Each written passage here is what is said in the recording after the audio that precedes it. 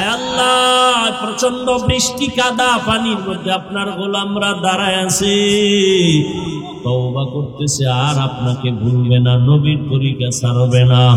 মেহেরবানি করে আমাদেরকে আপনি কবুল করে নেন, আমিন। আল্লাহ পাক রব্বুল আলামিন রহমতের বৃষ্টি আমাদের জন্য কবুল করেন। যেই বৃষ্টি আমাদের অকল্যাণ হবে, এর থেকে আল্লাহ আমাদেরকে হেফাজত করেন। এই সন্তান, আমি তোর মা, পাহাড়ের নিচে আসছি, একটু আয়, তোকে আমাকে একটু দেখতে মনে চায়। সন্তান আওয়াজ শুনছে, এমন টাইমে মা ডাকছে, যেই টাইমে সন্তান নামাজে দাঁড়ানো। সন্তান, মা একবার ডাক দিছে, আওয়াজ নাই, আবার ডাক দিছে, আওয়াজ নাই, আবার ডাক দিছে, আওয়াজ নাই। মা বলে, একটু দেখা দে, আমি কষ্ট করে আসছি, সূর্যের গরম সহ্য করা যায় না। সন্তান চিন্তা করলো, আমি এখন তো মাওলার মহব্বতে নামাজে দাঁড়ানো নফল, এখন কি আমি মায়ের ডাকে সাড়া দিব নাকি আল্লাহর মহব্বতে নামাজ ধরে রাখবো? সিদ্ধান্ত নিয়ে কয়, না, নামাজ ছাড়বো না। মা ডাকে আর না ডাক, আমি মার ডাকে সাড়া দিব না। মা দীর্ঘক্ষণ গরমে কষ্ট পাইয়া চুপচাপ বাবার ঘরে চলে গেল। মনে মনে কয়, রে বাবা, মনের দুঃখ বুঝাইতে পারলাম না, একটা বার যদি দেখা দিতি আমার কলিজাটা ঠান্ডা হয়ে যেত। সন্তান আল্লাহর ইবাদতে দাঁড়ানো, ওই সন্তান তো জানে না মা যখন ডাক দিবে নফল নামাজ ছাইরা মায়ের ডাকে সাড়া দাও, কারণ মা তোমার কষ্ট যেন না পায়। মা যদি কষ্ট পাইয়া বরদোয়া করিয়াই ফেলে, তোমার জীবনের ইবাদত বরবাদ হয়ে যাবে। নফল নামাজে দাঁড়ানো আছো, মা ডাক দিলে তাড়াতাড়ি মায়ের ডাকে সাড়া দাও। সন্তান ডাকে সাড়া দেয় নাই, বাড়ি চলে গেল, না আর আসবো না। কিন্তু না, বাড়ি যাইয়া আবার মনটা পাগলের মতো হয়ে গেল। সন্তানের না দেখলে ভালো লাগে না। মা আবার চিন্তা করে সিদ্ধান্ত নিল, আমি আর একবার সন্তানের কাছে যাব। ঠিক নিয়ত করিয়া রওয়ানা, মা সন্তানকে দেখার জন্য আবার ঠিক ওই রোদের টাইমে হেঁটে হেঁটে পাহাড়ের চূড়ার নিচে গিয়া দাঁড়াইল। পাহাড়ের পাদদেশে দাঁড়াইয়া এমন টাইমে ডাক দিছে, আগের মতো সন্তান আবার নামাজে দাঁড়ানো। মা চিৎকার দিয়া ডাক দিছে, বাবা, আমি মায়ের সাথে একটু মোলাকাত কর, দেখা কর। সন্তান আজও নামাজে দাঁড়ানো, চিন্তা করে আমার আম্মুর ডাকে সাড়া দিব নাকি নামাজ ছেড়ে দিব, না নামাজ ধরে রাখবো। সিদ্ধান্ত নিয়া মায়ের ডাকে সাড়া দেয় নাই, নামাজে বসে আছে। মা আজও কষ্ট পাইয়া বিবু খায় চলে আসলেন। দুইবার হলো, মা বলে আর যাব না, কিন্তু মনেরে মানানো যায় না। শেষ মা বলে, আমি আর একবার যাই, এটাই আমার শেষ। মা তৃতীয় দিন আর একবার রওয়ানা, এবার গিয়া ডাকে, শেষবার আসছি বাবা, আমাকে একটু দেখা দেও। সন্তান সাড়া দেয় না। এতদিন 2 দিন মা কষ্ট পাইছে ঠিকই, সন্তানের জন্য খারাপ কিছু বলে নাই। আজকে কষ্ট পাইয়া যাওয়ার বেলায় মা একটু কি যেন বলেই ফেললো। মা ডাক দিয়া কা, আল্লাহ, ও আসমানের মালিক, আমার সন্তান আমার কষ্ট বুঝলো না, ডাকে সাড়া দিল না, তোমার কাছে আমার একটু বিচার। জিনাকারিনী বেশ্যা মহিলার চেহারা না দেখাইয়া ওরে মরণ দিও না। মা বরদোয়া দিছে, জিনাকারিনী মহিলার চেহারা না দেখাইয়া মারবা না। মা চলে গেল। এবার আল্লাহর কাছে ওই মায়ের বরদোয়া কবুল হয়ে গেছে। সাথে সাথে এক এলাকার ভিতরে নাম হয়ে গেছে ওই বান্দার। মানুষেরা বলা বলি করে, আমরা এলাকায় বড় এক বুজুর্গ। কত বড় বুজুর্গ? কয় যার কলঙ্কের কোনো দাগ নাই, 24টা ঘন্টা আল্লাহর ইবাদত করে। কই? কয় পাহাড়ের চূড়ায়। ওই এলাকায় ছিল এক বেশ্যা নারী, জেনাকারিনী মহিলা, সুন্দরী রমণী। সে কয়, তোমার যে প্রশংসা করলা, যেই আবেদ বান্দা যুবক তো ইবাদত করে, কহ কয় আমি ওর ইবাদত ছুড়াই দেব। তুমি কেন? তোমার 10টা নিল জীবন যাবে, আল্লাহ ছাড়া কাউকে অ্যাকসেপ্ট করবে না। সুন্দরী মেয়ে মহিলা কয় আমি পারবো, ওরে আল্লাহর থেকে দুনিয়ামুখী করে দিত। চলে গেল মহিলা চ্যালেঞ্জ দিয়া, একা একা পাহাড়ের চূড়ায় গিয়া ওই ঝুপড়ির সামনে দাঁড়াইল। যুবকটা নামাজে দাঁড়ানো, ওই এলাকার সুন্দরী রমণী এমন পজিশনে দাঁড়াইল যে নজর দিলেই তার নামাজ শেষ হয়ে যাবে, কিন্তু না, মহিলাটা এত ইনায়া বিনায়া বিভিন্ন ভাবে অপকৌশল অবলম্বন করিয়াও যুবকের নামাজ থেকে এক বিন্দু ওর দিকে ফিরাইতে পারে নাই। সেই ইবাদত করেওয়ালা যুবক মায়ের দোয়া তো কবুল হইতেইব। এই বেশ্যা নারী আসছে, চেহারাটা দেখলেই এরপরে মায়ের দোয়া কবুল। ও এখনো দেখে মহিলা বহু কাইফিয়াত করছে, যা করার, কিন্তু আল্লাহর বান্দা এক বিন্দু এক সেকেন্ডের জন্য চোখ দুইটা ঘুরায় না, ওই মেয়ের দিকে তাকায় নাই। মেয়েটা হাজারো অপচেষ্টায় ব্যর্থ হইয়া বলে এখন সোজা যেহেতু পারি নাই, পাকা ভাবে ওরে আটকাবো। চলে গেল, চলে যাইয়া পাহাড়ের নিচে পার্শ্বে একটা মাঠ, এরকম ময়দানে বকরির রাখাল ওই মহিলা সুন্দরী রাখালের সাথে জিনা করছে। কার সাথে? রাখালের সাথে জিনা করছে। কিছুদিন পরেই বাচ্চা হলো। কি হলো? এই মহিলা, রাসূলের হাদিস, এই মহিলা বাচ্চা কোলের মধ্যে নিয়ে এলাকায় ঘুরা ঘুরা কয়, বুজুর্গের জানুনি কি হাল? কি এই দেখো অবৈধ বাচ্চা, ওই বুজুর্গের বাচ্চা। কার? বুজুর্গের না রাখালের? কিন্তু মহিলা যখন ডাইরেক্ট পারে নাই, এবার অপবাদ শুরু করছে, এলাকায় ঘুরে ঘুরে কয় ওই বুজুর্গ আমার সাথে জিনা করছে, এই দেখো তার বাচ্চা।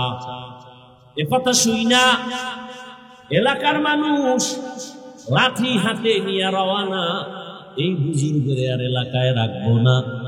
উপরে যাইয়া ঘর ভাঙছে, ভাইয়া বলে তোমার ইবাদত বন্ধ করে দাও, তুমি বড় খারাপ। কিন্তু ইবাদতে ছিল নামাজে। হঠাৎ একদিক থেকে কে যেন তার শরীরের উপর একটা টাচ করলো, চিৎকার দিয়া কয় সাবধান, কি হয়েছে বলো? বলে তুমি জিনা করেছো, বাচ্চা হয়েছে। জিনাকারী নারী এলাকায় ঘুরে বলে আল্লাহর জাতের কসম আমি এক সেকেন্ডের জন্য কোনো গুনাহ করি নাই, কবিরা গুনাহ করি নাই। বলে কে? বলে ওই মহিলা। কয় আনবানি আমার সামনে। পারবা? কয় পারবো। কয় রেডি হও, আনো। এইবার আল্লাহর বান্দা ওই মানুষ দিয়া মহিলারে রেডি করলো। পারবা বলতে আবেদের সামনে, বুজুর্গের সামনে। কয় পারবো। কয় চলো। পাহাড়ের নিচে এসে সব বতা, আর এই যুবক কাঁদতেছে, আল্লাহ না জানি মায়ের কারণে তুমি আমার উপরে বেজার হয়ে গেছো, কিন্তু তোমার কাছে আমার দাবি, জীবনের একটা শেষ দাও যদি তোমার কাছে ভালো লাগে, এর বিনিময়ে তুমি জিনার এই মিথ্যা অপবাদ থেকে আমাকে হেফাজত করো। বাস এবার নিচে নামছে। নেই না মহিলা এত বড় বেঈমান, সবার সামনে বলে এই পুরুষ আমার সাথে জিনা করছে। এখনো আমার দিকে তাকা, তোর সাথে কে জিনা করেছে? বলে তুমি করেছো। বাচ্চাটা দিল, বাচ্চাটারে কোলে আনলো এই আবেদ বুজুর্গ। বাচ্চাটারে কোলে আইনা মনে মনে মালিকের বলছে, মালিক তুমি সত্যটা প্রকাশ করে দাও। বাচ্চাটারে কোলে আইনা সবার সামনে বলে, বাচ্চা তুমি শিশু, কথা বলতে পারো না, আল্লাহর হুকুমে তুই বল তোর বাবাকে। সাথে সাথে দুধের বাচ্চা জবান খুলে গেছে, ডাক দিয়া কয় আমার বাবা হলো রাখাল।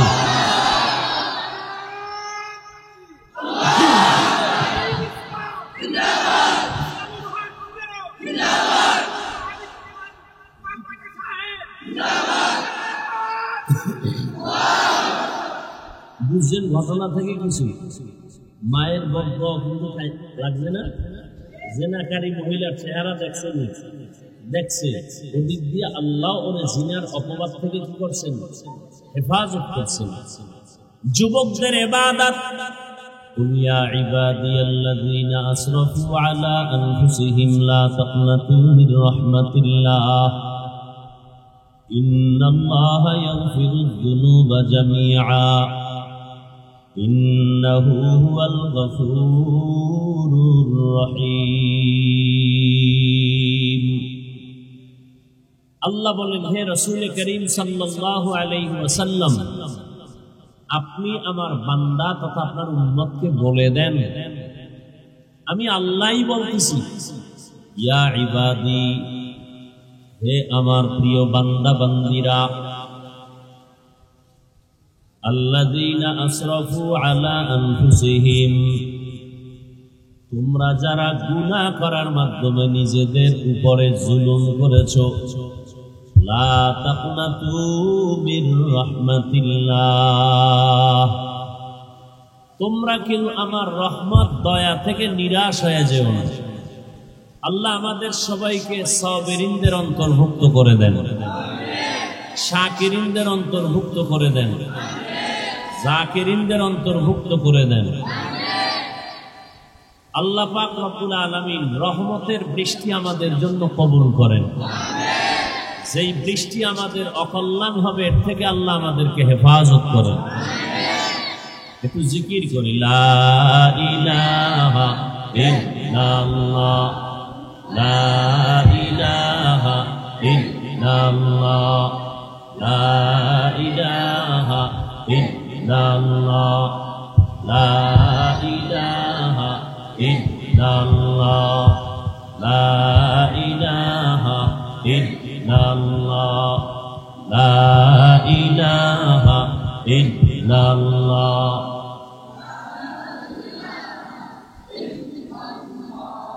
লা ইলাহা ইল্লাল্লাহ, লা ইলাহা ইল্লাল্লাহ, লা ইলাহা ইল্লাল্লাহ, লা ইলাহা ইল্লাল্লাহ, লা ইলাহা ইল্লাল্লাহ, লা ইলাহা ইল্লাল্লাহ, লা ইলাহা ইল্লাল্লাহ, লা ইলাহা ইল্লাল্লাহ,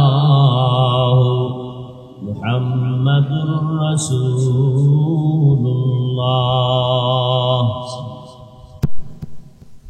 আল্লাহ তাআলা বলেন, তোমরা যারা গুনাহ করে নিজেদের উপরে জুলুম করেছো, তোমরা আমার দয়া রহমত থেকে কেউ ফিরে যেও না, নিরাশ হও না।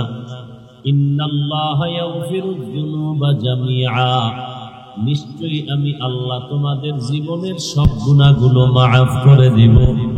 ইন্নাহু হুয়াল গফুরুর রহিম, আল্লাহ হলেন চূড়ান্ত ক্ষমাশীল, পরম করুণাময়। পয়গম্বর বলেন, আত-তাইবু মিনাদ যামবি কামান লা যামবা লাহ, আল্লাহর নবী বলেন, যারা গুনাহ করিয়া আল্লাহর কাছে প্রত্যাবর্তন করে, দৃঢ়তার সাথে তওবা করে, আল্লাহ পাক তার উপরে এতটা খুশি হয়ে যান, তার জীবনের গুনাহ তওবার কারণে এতটা ক্ষমা করে পবিত্র বানায় দেন, মনে হয় যেন জীবনে সে একটা গুনাহও করে নাই। আতিনা ফি দারে দুনিয়া না হাসান, আতিনা ফি দারে উকবা না হাসান, ইয়া গিয়াসাল মুস্তাগীসিন ইহদিনা লাফতিখারা বিল উলুমি ওয়াল গিনা, লা ইলাহা ইল্লাল্লাহ,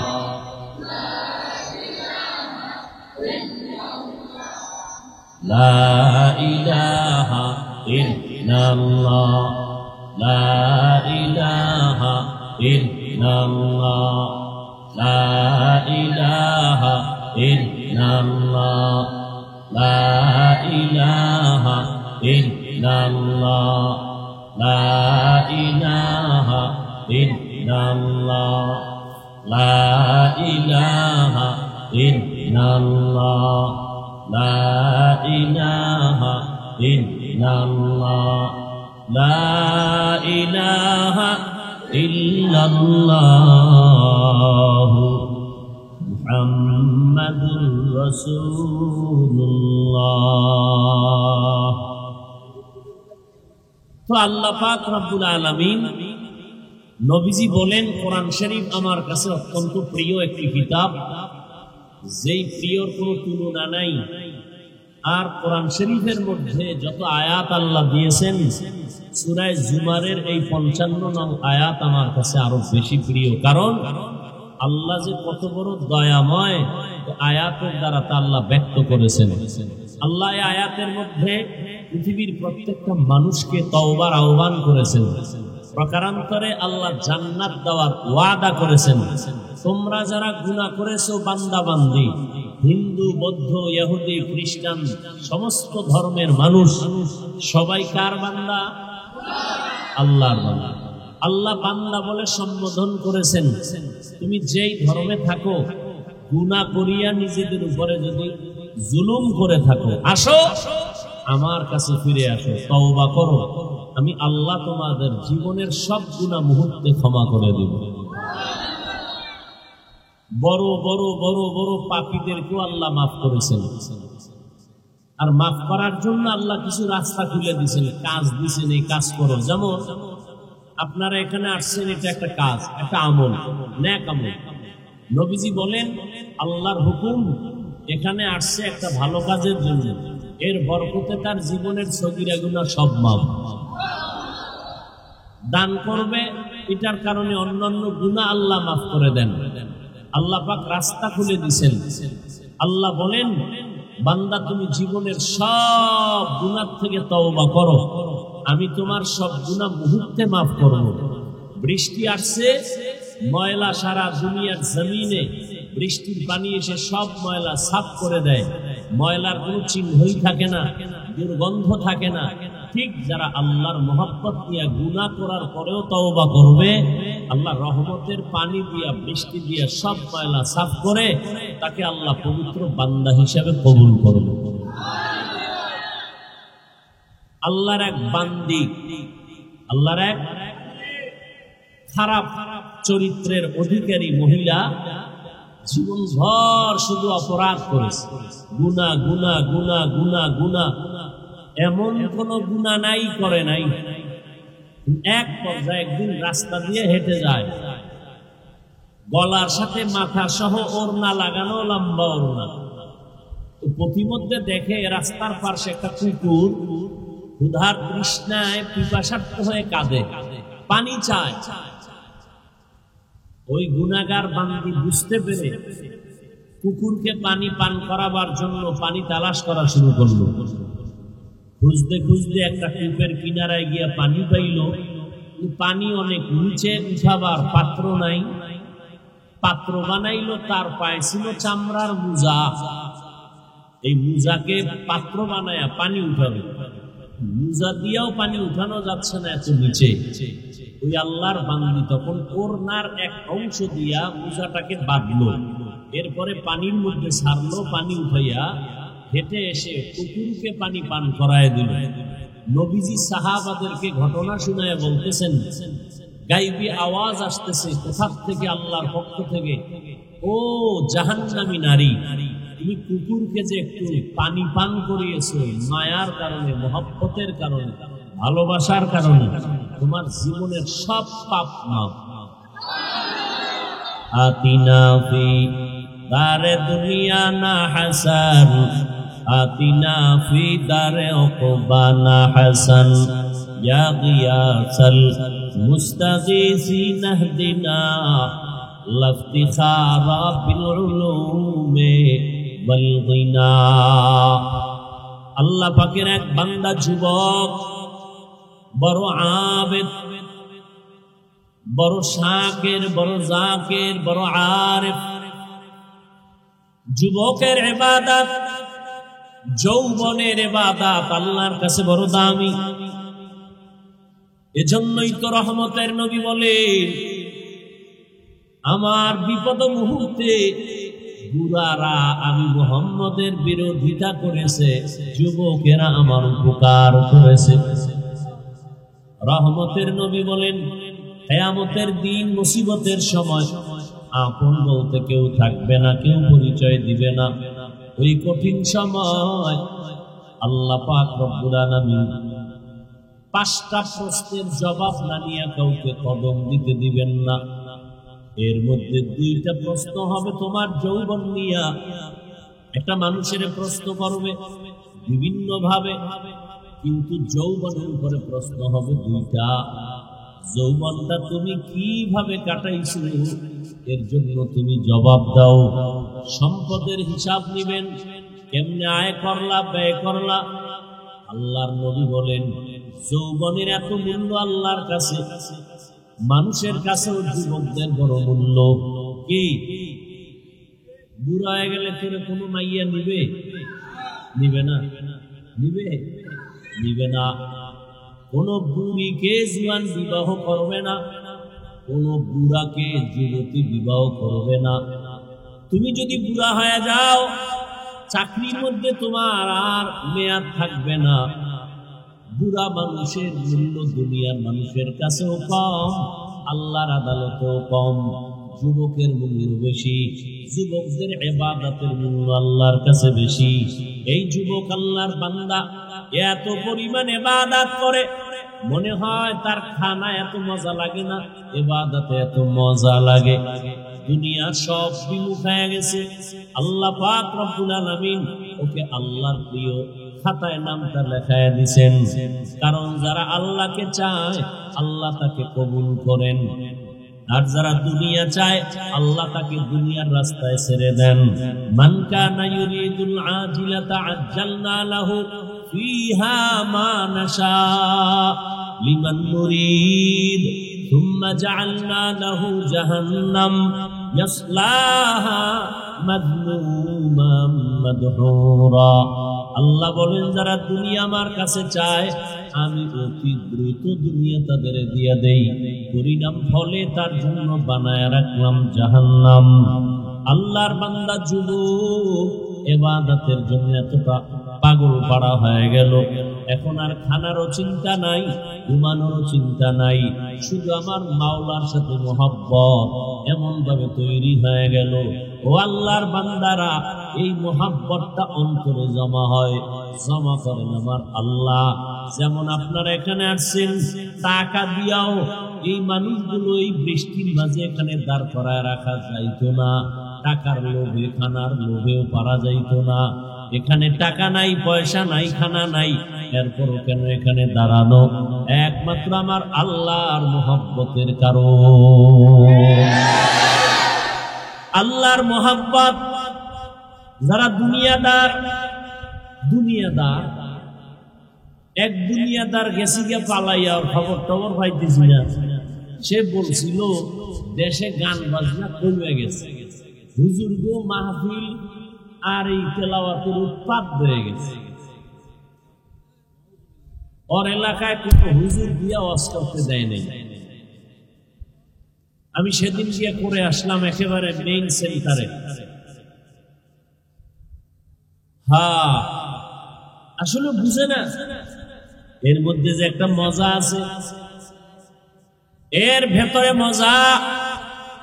গরুর গোশত আর খিচুড়ি এই বৃষ্টির মধ্যে খাইলে কি মজা, ঠিক নেই? কি না মজা। তোর কে দিবে এই সময় খিচুড়ি? তোর মায়ের যদি দেয় তো ভালো। কিন্তু অনেক বান্দা বলবে, খবরদার আমাকে গরুর গোশত দিবি না, এর থেকে আমার 1 বোতল বিষ দে। ওই বান্দার গরুর গোশতের মজাটা সে কখনো মেনে নিতে পারে না, কিন্তু যে মজা পেয়ে গেছে ওই বান্দা ওই মজার থেকে আলাদা করতে পারে না। একজনে 1 টুকরাও গরুর গোশত খেতে চায় না, আর একজনে 3 প্লেট খায় বলে থাকলে আরো দাও। আল্লাহ পাকের মোহাব্বতের মজা যার অন্তরে ঢুকছে। আমিও মানুষ, তুমিও মানুষ, আমিও মানুষ, তুমিও মানুষ, আমার আকৃতি তোমার আকৃতি এক, তুমি আমি দুনিয়াতে আসছি এক, বিদায় হব একই সিস্টেম। তোমার আমার অঙ্গ প্রত্যঙ্গ সব এক। ও আল্লাহর বান্দা, তুমিও এই দেশের হাওয়া বাতাসে চলো, আমি এই দেশের হাওয়া বাতাসে চলি। ভালোটাও তুমি বুঝো, খারাপটাও তুমি বুঝো। তুমিও 3 বেলা খাও, আমরাও 3 বেলা খাই। তুমিও রাতের বেলা ঘুমাও, আমরাও ঘুমাই। তুমিও বাজারে যাও, আমরাও বাজারে যাই, না যাই না? তুমিও দেন বিদেন ঘুরো, আমরাও ঘুরি। কিন্তু বাবা, তুমি যে ঘুরতে গেছো ঘোরার পাগলামিতে পড়ে গেছো। আজান কখন হইছে খবর নাই, নামাজ কখন হলো খবর নাই। আর আমি যেদিকেই যাই, যতই ঘুমাই, আমার ঘড়ি আমাকে ডাক দেয়, মুয়াজ্জিন ডাক দেয়, আসসালাতু খায়রুম মিনান নাওম। আমার কাছে তখন আর ঘুম ভালো না। আমি দৌড়াইয়া ঠান্ডার ভেতরে ওযু বানাইয়া নামাজের মুসাল্লায় দাঁড়াই। কারণ আমি সেজদা না দিলে মজা পাই না, আল্লাহকে ডাক না দিলে মজা পাই না। আল্লাহর মোহাব্বত এমন ভাবে অন্তরে ঢুকছে। ও বাবা, তোমাকে আমি বয়ান করতেছি, আল্লাহর হুকুম মানো, নবীর তরিকা মানো। তুমি তো মুসলমান, তুমি তো আল্লাহ মানো, তুমি তো নবী মানো, তুমি কোরআন মানো, হাদিস মানো। আজকে হিন্দুদের বুঝানো দরকার, মুশরিকদের বুঝানো দরকার, ইহুদি খ্রিস্টানকে বুঝানো দরকার, নবীকে, নবীরে চিনো, নবীর আদর্শ মানো। তোমাকে বুঝানো লাগবে কেন? তুমি তো আমার আল্লাহরই গোলাম। তোমার আল্লাহ আমার আল্লাহ তো একজনই। তোমার নবী আমার নবী তো এক। তোমার কোরআন আমার কোরআন তো একটাই। তোমার ধর্ম আমার ধর্ম তো একই ধর্ম। তোমার কাবা আমার কাবা তো একই কাবা। তোমাকে আমি বলতে হবে কেন দাড়ি রাখো? তোমাকে বলতে হবে কেন নামাজ পড়ো? আসলে তোমার মধ্যে মজা ঢুকে নাই, যে কারণে আমি টুপি খুলতে চাই না, তুমি টুপি দিতে চাও না। আমি দাড়ি কাটতে চাই না, তুমি দাড়ি রাখতে চাও না। আমি মসজিদের বাইরে থাকতে চাই না, তুমি ভেতরে ঢুকতে চাও না। আমি পর্দা করতে চাই, তুমি পর্দার বাইরে থাকতে চাও। কারণ তুমি দুনিয়ায় মজা পাইছো। আল্লাহ পাক বলেন, সাবধান, মান কানা ইউরিদুল হায়াতাদ দুনিয়া ওয়া জিনাতাহা। যারা ইচ্ছা করে দুনিয়ার সৌন্দর্য আমার আপন হয়ে যাক, আল্লাহ তাকে দুনিয়ায় দিয়ে দেয়। তার কিন্তু পরিণামে আমল বরবাদ, এবং কিয়ামতের ময়দানে আল্লাহ তাকে গ্রেফতার করে ফেলবেন। এরে নবীর আশিক, ও আল্লাহর গোলাম, মুহাব্বত আর ভালোবাসা যার অন্তরে একবার দ্বীনের মুহাব্বত, সুন্নতের মুহাব্বত একবার প্রবেশ করবে, ওই বান্দাকে আর সুন্নত থেকে আলাদা করা যাবে না, বয়ান করা লাগবে না। এরে নবীর আশিক, এত বয়ানের পরেও কেন তুমি ইবাদত করতে চাও না? আসলে তোমার ইবাদতে মজা লাগে নাই। আমি নামাজ পড়তে মজা পাই, তুমি নামাজ না পড়লে বড় মজা লাগে। আমি দাড়ি রাখলে মজা পাই, তুমি দাড়ি না রাখলে বড় মজা পাও। কারণটা কি? মানুষ হইছো, মুসলমানের ব্যানার লাগাইছো, আখিরি নবীর উম্মতের ব্যানার লাগাইছো। তুমি নবীকে চিনো নাই, আল্লাহকে এখনো পর্যন্ত চিনো নাই। যে চিনছে সে আল্লাহকে ধরে ফেলেছে, যে নবীকে চিনছে সুন্নতের মালা তার গলায় লাগায় দিছে। লাগানোর পরে এমন মজবুত হয়ে গেছে, মরতে রাজি, মদিনার সুন্নত ছাড়তে রাজি না। ওই যুবক আল্লাহর বান্দা ইবাদতে এত মজা পাইছে, এখন এই এলাকায় থাইকা মসজিদে গেলে ভাল লাগে না, বাইর হইলে আবার দুনিয়া, বাইর হইলে বেগানা, বের হইলে আবার গানের আওয়াজ।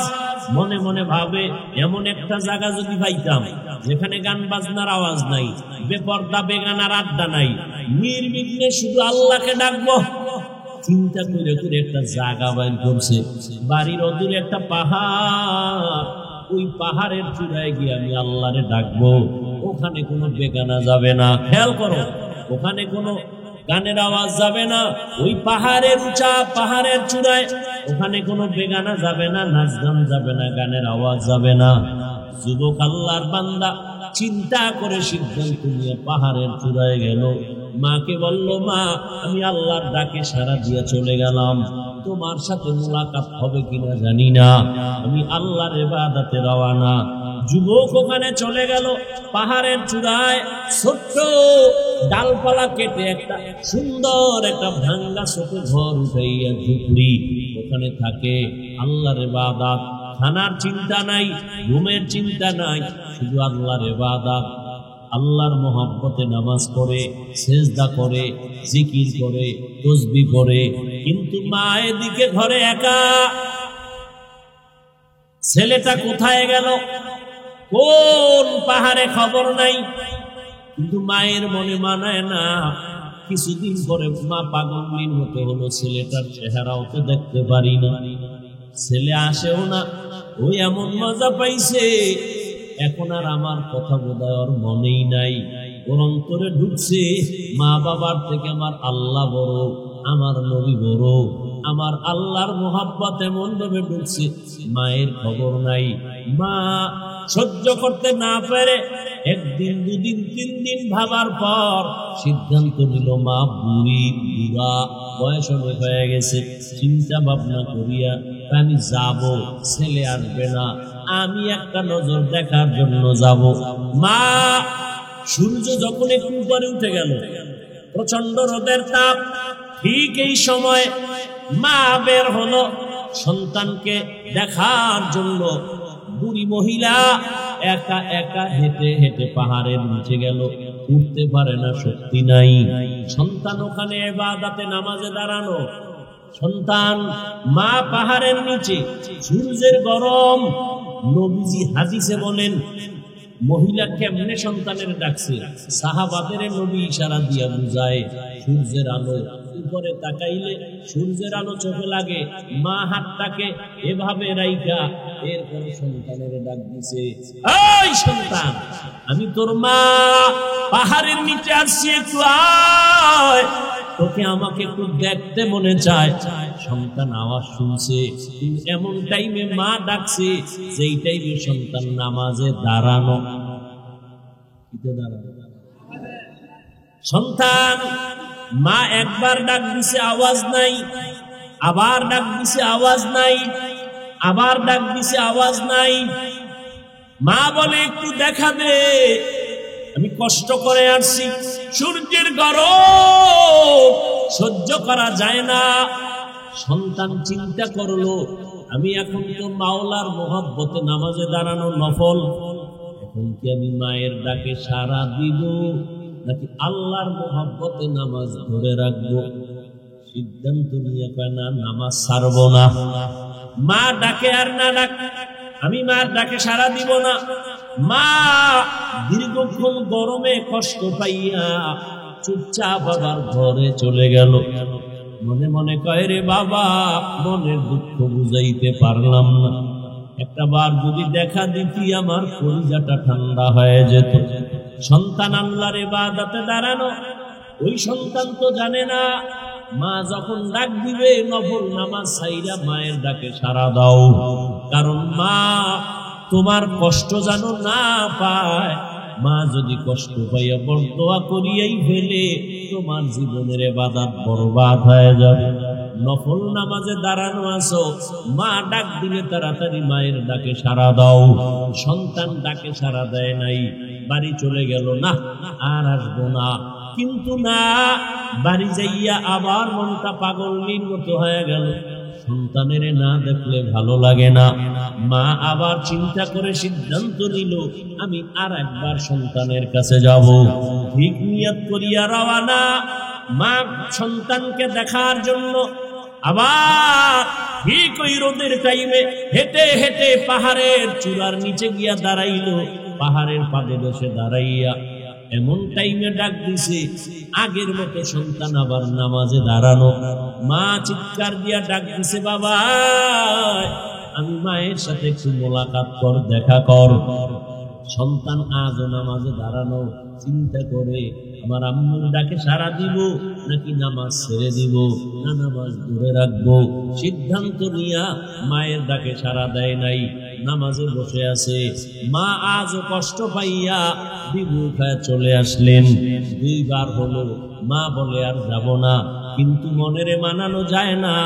শেষ মা বলে, আমি আর একবার যাই, এটাই আমার শেষ। মা 3য় দিন আর একবার রওয়ানা। এবার গিয়া ডাকে, শেষবার আসছি বাবা, আমাকে একটু দেখা দেও। সন্তান সাড়া দেয় না। এতদিন 2 দিন মা কষ্ট পাইছে ঠিকই, সন্তানের জন্য খারাপ কিছু বলে নাই। আজকে কষ্ট পাইয়া যাওয়ার বেলায় মা একটু কি যেন বলেই ফেললো।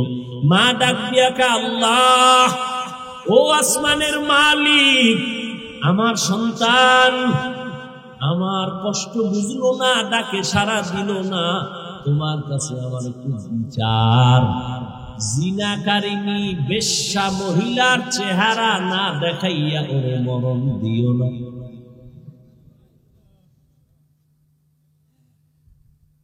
ওইটা তার কাছে অনেক বড় বরদোয়া।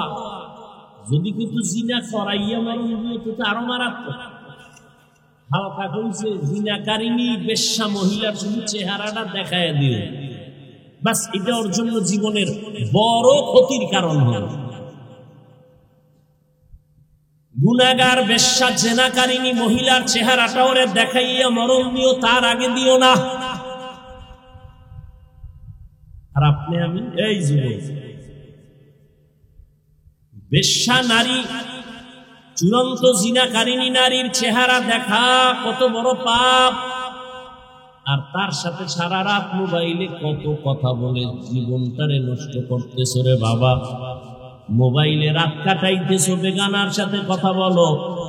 একদিকে মরবি না, আগে বিছনায় পড়ে থাকবি, কথার জবান বন্ধ হয়ে যাবে, কারণ কথার বাজেট শেষ হয়ে যাবে। আল্লাহ কথারও কি দিছে? বাজেট। এটা যদি তাড়াতাড়ি শেষ করে ফেলাস না, একসময় বোবা হয়ে থাকবি, কথা নেই, বাজেট শেষ, আর বিছনায় পড়ে থাকবি বোবা।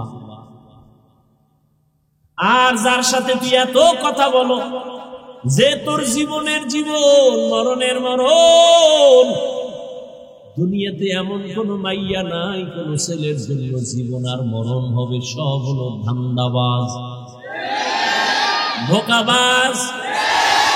ও যদি তোর সাথে কোরআন নিয়ে কসম খায়, মনে করবি এটা তোর 13 নম্বর কসম। সাবধান, এটা তো আছে স্থায়ী জীবনে তোর আসবে কাল, কলঙ্ক নেমে আসবে, তোর মায়ের জীবনটা নষ্ট হবে, তোর মা বাবার সম্মানের জবাই হয়ে যাবে। কারণে কি এমন কুলাঙ্গার সন্তান যে তোর চরিত্রের কারণে মা বাবা সমাজে মুখ দেখাইতে পারে না, মরাটাই ভালো।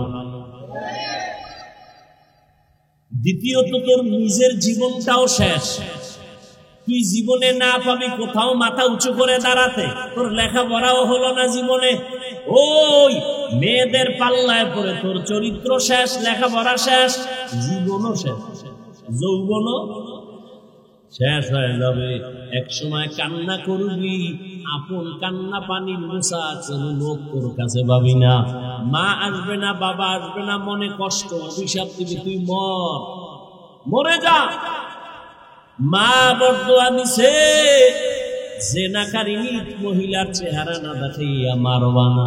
মা চলে গেল, এবার আল্লাহর কাছে ওই মায়ের বর্দোয়া কবুল হয়ে গেছে। সাথে সাথে এক এলাকার ভিতরে নাম হয়ে গেছে ওই বান্দার। মানুষেরা বলা বলি করে, আমগো এলাকায় বড় এক বুজুর্গ, কত বড় বুজুর্গ, যার কলঙ্কের কোনো দাগ নাই, 24টা ঘন্টা আল্লাহর ইবাদত করে। কই পাহাড়ের চূড়ায়। ওই এলাকায় ছিল এক বেশ্যা নারী, জেনাকারিনী মহিলা, সুন্দরী রমণী। সে কয়, তোমার যে প্রশংসা করলা, যেই আবেদ বান্দা যুবক তো ইবাদত করে, কয় আমি ওর ইবাদত ছুড়াই দেব। তুমি কেন? তোমার 10টা নিল, জীবন যাবে, আল্লাহ ছাড়া কাউকে অ্যাকসেপ্ট করবে না। সুন্দরী মেয়ে মহিলা কয়, আমি পারবো, ওরে আল্লাহ থেকে দুনিয়ামুখী করে দিত। চলে গেল মহিলা চ্যালেঞ্জ দিয়া, একা একা পাহাড়ের চূড়ায় গিয়া ওই ঝুপড়ির সামনে দাঁড়াইল। যুবকটা নামাজে দাঁড়ানো, ওই এলাকার সুন্দরী রমণী এমন পজিশনে দাঁড়াইল যে নজর দিলেই তার নামাজ শেষ হয়ে যাবে, কিন্তু না, মহিলাটা এত ইনায়া বিনায়া বিভিন্ন ভাবে অপকৌশল অবলম্বন করিয়াও যুবকের নামাজ থেকে এক বিন্দু ওর দিকে ফিরাইতে পারে নাই। সেই ইবাদত করনেওয়ালা যুবক মায়ের দোয়া তো কবুল হইতেইব। এই বেশ্যা নারী আর সেই চেহারাটা দেখলেই এরপরে মায়ের দোয়া কবুল। ও এখনো দেখে মহিলা বহু কাইফিয়াত করছে যা করার, কিন্তু আল্লাহর বান্দা এক বিন্দু এক সেকেন্ডের জন্য চোখ দুইটা ঘুরায় না, ওই মেয়ের দিকে তাকায় নাই। মেয়েটা হাজারো অপচেষ্টায় ব্যর্থ হইয়া বলে এখন সোজা যেহেতু পারি নাই, পাকা ভাবে ওরে আটকাবো। চলে গেল, চলে যাইয়া পাহাড়ের নিচে পার্শ্বে একটা মাঠ, এরকম ময়দানে বকরির রাখাল ওই মহিলা সুন্দরী রাখালের সাথে জিনা করছে। কার সাথে? রাখালের সাথে জিনা করছে। কিছুদিন পরেই বাচ্চা হলো। কি হলো? এই মহিলা, রাসূলের হাদিস, এই মহিলা বাচ্চা কোলের মধ্যে নিয়ে এলাকায় ঘুরা ঘুরা কয়, বুজুর্গের জানুনি কি হাল? কি এই দেখো অবৈধ বাচ্চা, ওই বুজুর্গের বাচ্চা। কার? বুজুর্গের না রাখালের? কিন্তু মহিলা যখন ডাইরেক্ট পারে নাই, এবার অপবাদ শুরু করছে, এলাকায় ঘুরে ঘুরে কয় ওই বুজুর্গ আমার সাথে জিনা করছে, এই দেখো তার বাচ্চা। এ কথা শুই না এলাকার মানুষ লাঠি হাতে নিয়ে রওয়ানা। এই বুজুর্গের আর এলাকায় রাখবো না। উপরে যাইয়া ঘর ভাঙছে, ভাইয়া বলে তোমার ইবাদত বন্ধ করে দাও, তুমি বড় খারাপ। কিন্তু ইবাদতে ছিল নামাজে। হঠাৎ একদিক থেকে কে যেন তার শরীরের উপর একটা টাচ করলো, চিৎকার দিয়া কয় সাবধান, কি হয়েছে বলো? বলে তুমি জিনা করেছো, বাচ্চা হয়েছে। জিনাকারী নারী এলাকায় ঘুরে বলে আল্লাহর জাতের কসম আমি এক সেকেন্ডের জন্য কোনো গুনাহ করি নাই, কবিরা গুনাহ করি নাই। বলে কে? বলে ওই মহিলা। কয় আনবানি আমার সামনে। পারবা? কয় পারবো। কয় রেডি হও, আনো। এইবার আল্লাহর বান্দা ওই মানুষ গিয়া মহিলার রেডি করলো। পারবা বলতে আবেদের সামনে, বুজুর্গের সামনে। কয় পারবো। কয় চলো। পাহাড়ের নিচে এসে সব বতা। আর এই যুবক কাঁদতেছে, আল্লাহ না জানি মায়ের কারণে তুমি আমার উপরে বেজার হয়ে গেছো, কিন্তু তোমার কাছে আমার দাবি জীবনের একটা শেষ দাও, যদি তোমার কাছে ভালো লাগে এর বিনিময়ে তুমি জিনার এই মিথ্যা অপবাদ থেকে আমাকে হেফাজত করো। বাস এবার নিচে নামছে। নাই না, মহিলা এত বড় বেঈমান, সবার সামনে বলে এই পুরুষ আমার সাথে জিনা করছে, এখনো আমার দিকে তাকা, তোর সাথে কে জিনা করেছে? বলে তুমি করেছো। বাচ্চাটা দিল, বাচ্চাটারে কোলে আনলো এই আবেদ বুজুর্গ। বাচ্চাটারে কোলে আইনা মনে মনে মালিকেরে বলছে, মালিক তুমি সত্যটা প্রকাশ করে দাও। বাচ্চাটারে কোলে আইনা সবার সামনে বলে, বাচ্চা তুই শিশু, কথা বলতে পারো না, আল্লাহর হুকুমে তুই বল তোর বাবাকে। সাথে সাথে দুধের বাচ্চা জবান খুলে গেছে, ডাক দিয়া কয় আমার বাবা হলো রাখাল।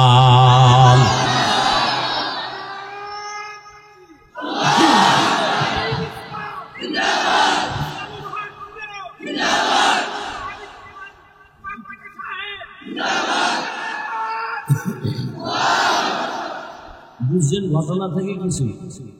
মায়ের বদ্ধ কিন্তু লাগবে না।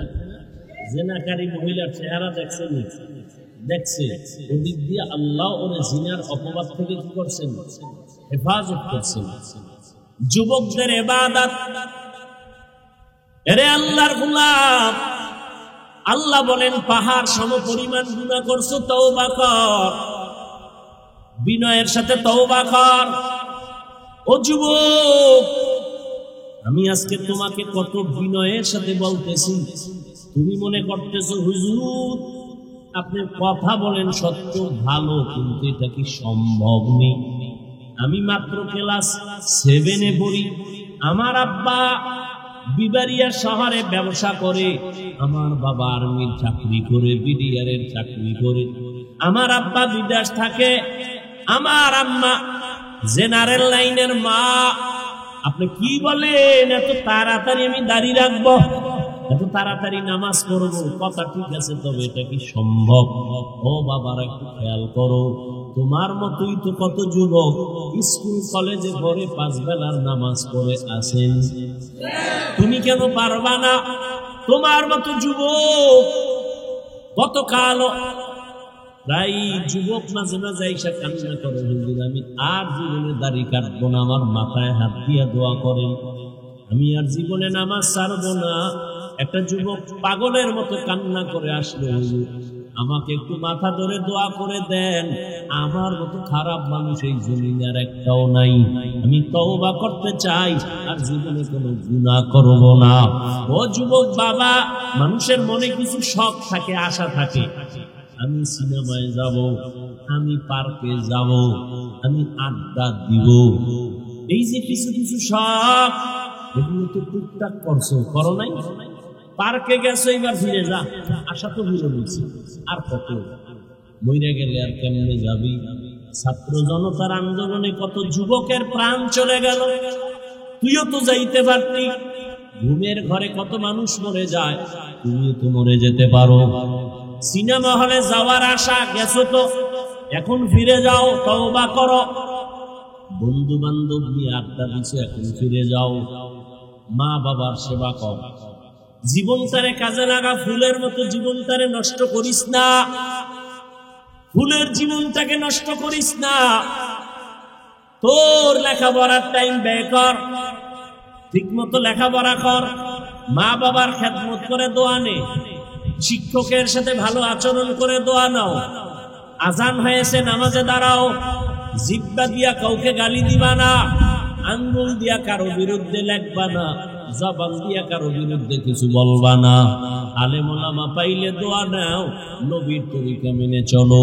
মনের নিজেরে বুঝাও রে মন, আমার মতোই তো যুবক স্কুল কলেজে পড়িয়া যদি নামাজ পড়ে আমি কেন পারি না? আমার মতো যুবক যদি চাকরি করে, ব্যবসা করে, রাস্তায় গাড়ি চালায়, নামাজ পড়ে, আমি কেন পারি না?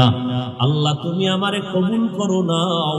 আমি আজকে থেকে আর দাড়ি কাটবো না, নামাজ ছাড়বো না, বেপরদায় চলবো না, আর মা বাবারে কষ্ট দিব না, নবীর তরিকার বাহিরে চলবো না, উলামায়ে কেরামের পরামর্শ নিয়ে চলবো। সবার কপালে তওবা নসিব হবে না, সবাই তওবার দরজায় ফিরে আসবে না। আবু জাহাল নবীজির 13 বছর দেখলো, বয়ান শুনলো, কালেমা নসিব হলো না। আর ওমরের মতো বান্দা 27 বছর বয়সে তরবারি নিয়ে যায়, মদিনার নদীর কল্লা ফালাবে মক্কা নগরীতে। ওমরের কত শক্তি, 27 বছরের যুবক যাইয়া হঠাৎ মাথা নরম হয়ে গেছে, দিল নরম হয়ে গেছে, নবীরে গিয়া কয়, নবী আমারে মাফ করে দেন, আর ছিলাম আপনার মাথা কাটতে, আপনি আমার কল্লা ফালান, তবে আগে আমারে জান্নাতি বানায় দেন, কালেমা পড়ায়া দেন। সেই 27 বছরের যুবক ওমর আল্লাহর নবীর হাতে কালেমা পড়িয়া তো দামি হয়ে গেল। এখন ওমর যেই পথে হাঁটে, ওই পথে কোনো শয়তানও হাঁটে না। এ যুবক, মোবাইল তো চালাবি, জিব্রাইলও যদি আসে, চালাস না, কালকে ঠাডা ভরবে তোর মাথায়, এরপরও তুই ফিরবি না, যে ঠাডা পড়ুক মোবাইল অবস্থা। যেহেতু ফিরবি না, দেখবি তাহলে আমার কিছু দাবি। 1 নাম্বার, মোবাইলে মাঝে মাঝে কোরআন তেলাওয়াত শুনিস। তুই সারা রাত আকাম করার পর যখন তুই ঘুমাবি, মক্কা মদিনার ইমামের তেলাওয়াত চালু কইরা তুই ঘুমা, শুনতে শুনতে ঘুমায় পর। মাঝে মাঝে গুগলের মধ্যে বড় বড় মনীষীদের ইতিহাস, সালাউদ্দিন আইয়ুবীর জীবনী পর, বলার আমার সময় নাই। কেমন যুবক সালাউদ্দিন আইয়ুবী, গুগলে সার্চ দিয়ে কালকে পর। কেমন যুবক খাজা মাইনুদ্দিন চিশতি, ইতিহাস পর। যুবকদের জীবনকে পরিবর্তন করে দিবে এই ঘটনা। এরে আল্লাহর বান্দা, কয়দিন আর হায়াতের বাহাদুরি, কয়দিনের সৌন্দর্যের বাহাদুরি, কয়দিনের যৌবনের বাহাদুরি। আমিও যদি তোর মতো প্যান্ট শার্টটাই লাগাইয়া রাস্তাঘাটে মাস্তানি করতাম, কেউ আমারে বাধা দিত না।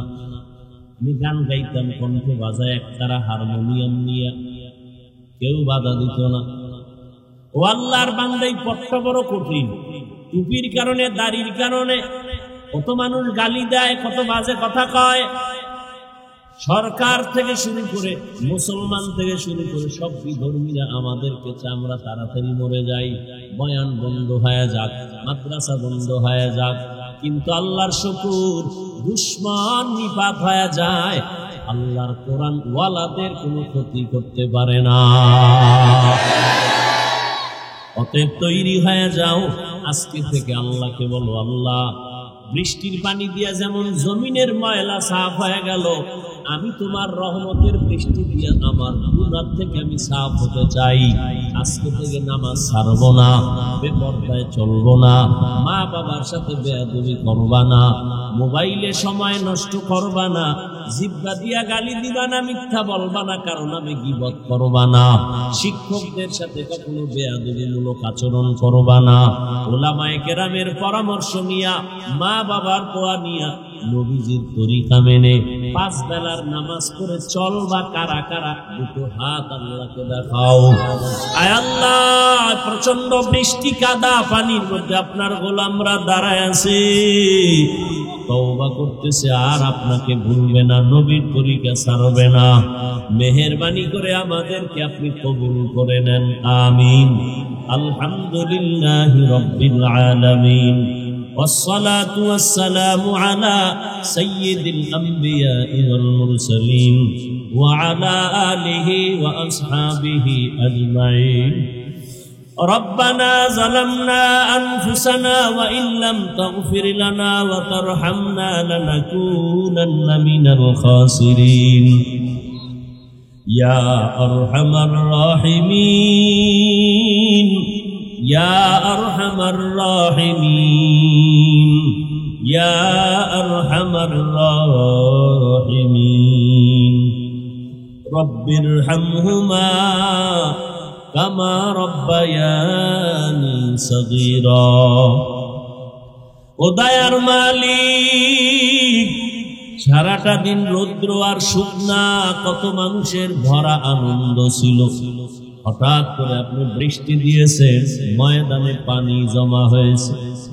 ও আল্লাহ, জানি না কোন পরীক্ষা আপনি করেছেন, এই পরীক্ষায় আপনার বান্দারা আপনাকে ভুলিয়া বাসায় যায় নাই। আয় আল্লাহ, ভিজিয়া ভিজিয়া আপনার দিনের কথাগুলো শুনছে। আয় আল্লাহ, সবার গায়ে বৃষ্টির পানি, পায়ে কাদা, জামা কাপড়ে ময়লা। ও আল্লাহ, টাকার জন্য এখানে আসে নাই, খানার জন্য আসে নাই। আয় আল্লাহ, যারা আয়োজনকারী তাদের কলিজায় বড় ব্যথা, তাদেরকে আপনি নিয়ামুল বদল দান করেন আল্লাহ। আয় আল্লাহ, আমার কলিজার যুবকদের আপনি কবুল করে নেন, মুরব্বী উলামায়ে কেরাম যারা, সবাইকে কবুল করে নেন। আয় আল্লাহ, ব্যবসায়ী চাকরিজীবী যারা, কবুল করে নেন, মা বোনদের কবুল করে নেন, সন্তানগুলো নেককার বানায় দেন। আয় আল্লাহ, সুন্নাতওয়ালা জিন্দেগি দান করেন, হেদায়েতের নূর সিনায় দান করেন, এলাকায় আপনি দ্বীনের আলো ছড়ায় দেন। আয় আল্লাহ, নবীর সুন্নাতওয়ালা জিন্দেগি ঘরে ঘরে কায়েম করে দেন, সারা দুনিয়াবাসীকে মাফ করে দেন, মুসলমানের ঈমান আমল হেফাজত করেন। আয় আল্লাহ, বাংলাদেশ শান্তির দেশ বানায় দেন। আয় আল্লাহ, জালেমদের জুলুম থেকে দেশ জাতিকে হেফাজতের ব্যবস্থা করে দেন। আয় আল্লাহ, দুর্নীতি মুক্ত করে দেন। আয় আল্লাহ, অশান্তি দূর করে শান্তির ব্যবস্থা করে দেন। আয় আল্লাহ, সবাইকে 5 ওয়াক্ত নামাজি বানায় দেন, মোবাইলের গুনাহের থেকে হেফাজত করেন। আয় আল্লাহ, যারা লেখাপড়া করে পরীক্ষার্থী কামিয়াবি দান করেন, সমস্ত শিক্ষা প্রতিষ্ঠান নবীর আদর্শে কবুল করে নেন। আয় আল্লাহ নবীজির রওজা বাইতুল্লাহ জিয়ারতের জন্য কবুল করে নেন। আয় আল্লাহ আমরা যারা হাত তুলেছি জানি না কার মা নাই, কার বাবাও নাই, অন্ধকার কবর থেকে দোয়া চায়। ও আল্লাহ জানিন এখানে কারা ইয়াতীম, বাবা বলে ডাকতে পারে না, মা হারা অসহায়, মেহেরবানি করে কবর জান্নাত বানায় দেন। যারা বেঁচে আছেন হায়াত বাড়ায় দেন, অসুস্থ যারা সুস্থতার নিয়ামত বাড়ায় দেন। আয় আল্লাহ আমাদের হায়াতে বরকত দান করেন, রিজিকে বরকত দান করেন। আয় আল্লাহ সর্বাবস্থায় সর্বত্র ইজ্জতের হেফাজতের ব্যবস্থা করে দেন। আয় আল্লাহ সর্বোচ্চ ইজ্জতওয়ালা জিন্দেগি দান করেন। আয় আল্লাহ মুখালিফের মুআফিক বানায় দেন, জাহিরি বাতিনি দুশমন থেকে হেফাজত করেন, বাতিলের মোকাবেলায় বিজয় করে দেন। আয় আল্লাহ আপনি সবার সিনায় হেদায়েতের বাতি জ্বালায় দেন। ও আল্লাহ কাউকে খালি ফিরাইয়া দিয়েন না, দ্বীনের মোহাব্বত সুন্নতের মোহাব্বত অন্তরে বাড়ায়া দেন। আয় আল্লাহ আপনার ইবাদতের মজা আমাদেরকে দান করেন, গুনাহের প্রতি ঘৃণা জমায়া দেন। আয় আল্লাহ নামাজ কাজা হওয়া থেকে হেফাজত করেন। আয় আল্লাহ বেশি বেশি নেক আমল করার ইখলাসের সাথে তৌফিক দান করেন। আয় আল্লাহ রিয়া হাসাদ কিবির দূর করে ইখলাস দান করেন, চলার পথে ইজ্জতের সাথে হেফাজত করেন। আয় আল্লাহ আমাদের জান মাল আহাল পরিবার হেফাজতের ব্যবস্থা করে দেন। আয় আল্লাহ দিলের নেক আশা পূরণ করে দেন, সাবিরিন শাকিরিন যাকিরিনদের অন্তর্ভুক্ত করে দেন। আয় আল্লাহ আমাদের সন্তানগুলো নেককার বানায় দেন। আয় আল্লাহ প্রত্যেকটা যুবকের দ্বীনের খাদেম বানায় দেন। আয় আল্লাহ মাহফিলের বরকত এলাকায় দান করেন। আয় আল্লাহ সবাইকে দ্বীনের জন্য কবুল